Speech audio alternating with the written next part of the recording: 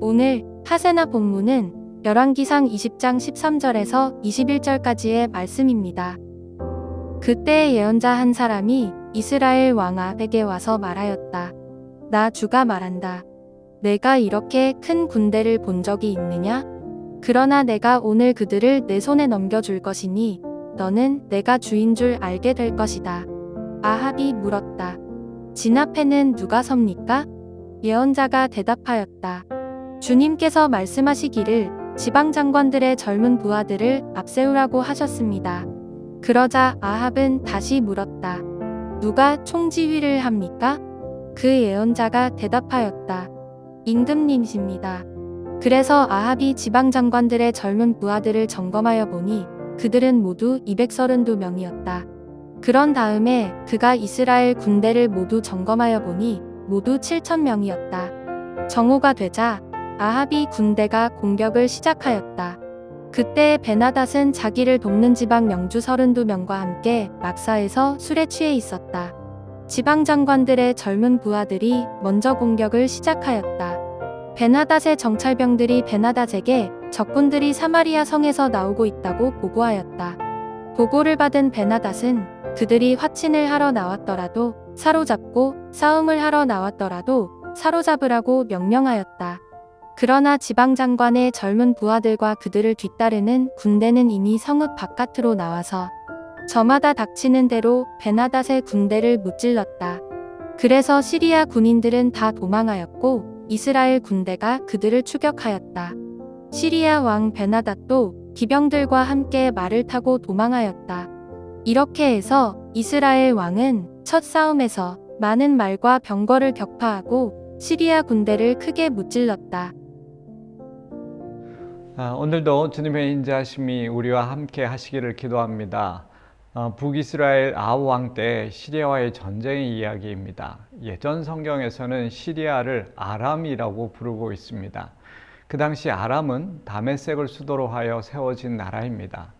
이스라엘 북쪽에 위치하여 늘 이스라엘을 괴롭게 했던 나라 중에 하나였습니다. 그 시리아 왕 베나닷이 다시 북이스라엘을 침공하여 수도 사마리아를 포위하였습니다. 그리고 굴욕적인 조건을 내세워 항복을 요구하였지요. 혹 도움이 되실 것 같아 알려드리면 이스라엘 왕도 같은 이름이 있듯이 베나닷도 성경에는 같은 이름을 사용하는 세 사람이 있습니다. 동일하게 아람 왕 베나닷으로 등장하기 때문에 우리가 헷갈리기도 합니다. 열왕기상 15장에 등장하는 베나닷과 또 오늘 말씀에 등장하는 베나닷, 그리고 열왕기하 13장에 등장하는 베나닷은 같은 이름을 사용하고 있지만 다른 사람입니다.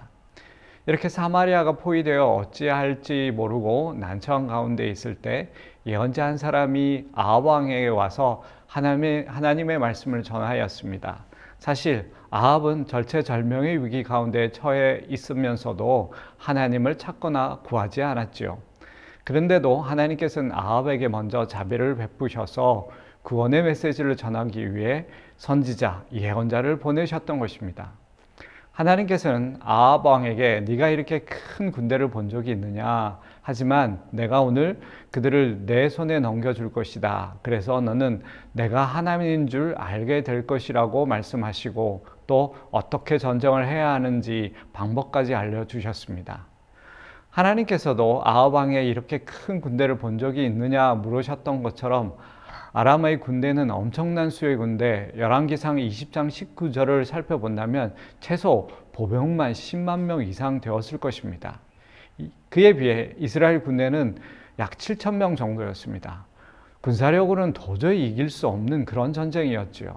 그리고 하나님께서 가르쳐 주신 전투의 방법은 아합 왕이 정예 부대를 이끌고 나가서 싸우라는 가장 평범한 전투 방법을 일러주셨습니다. 만약에 아합 왕이 특별한 방법을 기대했다면 실망할 수 있었을 것입니다. 하지만 하나님께서는 하나님의 권능을 평범한 방법으로 전투를 수행함으로써 도저히 이길 수 없는 전투에서 승리를 주시겠다 하신 것이지요. 아마도 아합 왕은 별다른 선택의 여지가 없었기에 지푸라기도 잡는 심정으로 전투에 임했을 것입니다. 그리하여 정오가 되어 이스라엘의 공격이 시작되었습니다. 여러분, 사실 적은 수의 군대가 큰 대군을 칠 때는 기습 공격을 해야 합니다. 그런데 정오면 기습 공격이 아니라 적이 빤히 볼 수 있는 그런 상황입니다.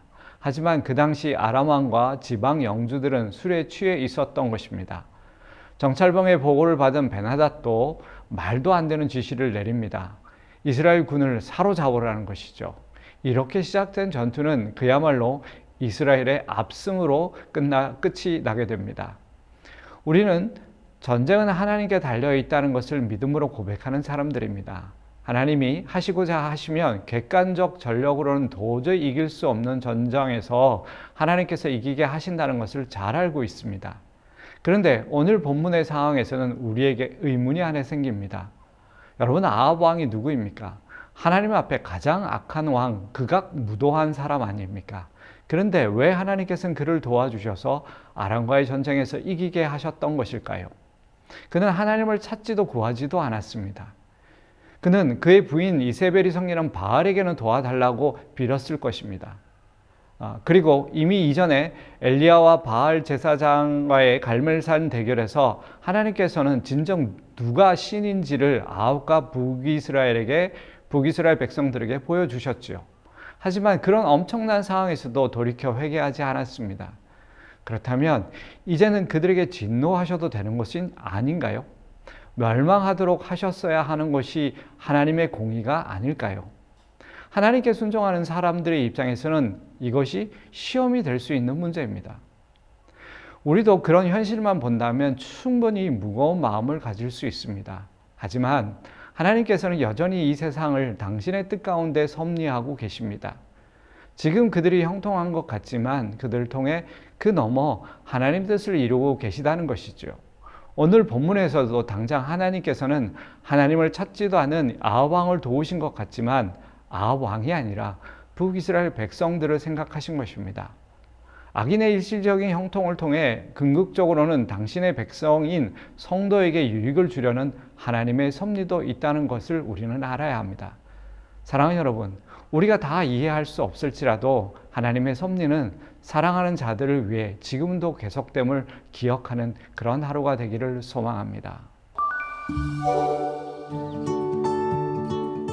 오늘의 하시조는 떨어져 지내는 가족, 친척들에게 먼저 연락하고 안부를 묻는 것입니다. 가족들에게 축복의 말과 사랑을 표현해 주세요. 그러면 오늘의 하시조 함께 하시죠.